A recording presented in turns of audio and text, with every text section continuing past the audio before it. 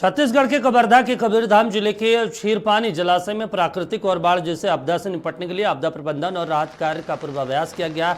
वहीं कलेक्टर जन्मेजय मेहोबे और पुलिस अधीक्षक डॉक्टर अभिषेक पल्लव की मौजूदगी में ये पूर्वाभ्यास किया गया।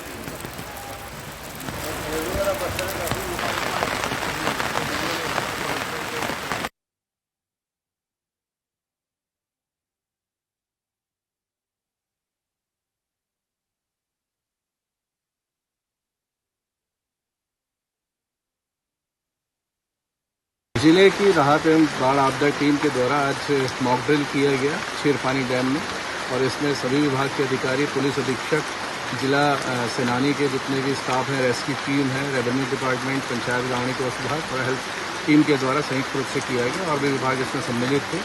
और चूँकि अभी बारिश का समय निकट है और कहीं पर ऐसी स्थिति आती है तो जिला प्रशासन की टीम इस तरह के बचाव कार्य में पूरी तरीके से तैयार है। और हमारे पास स्किल्ड लोग हैं, तैराक हैं और नई बोट भी आ चुकी है जिले में।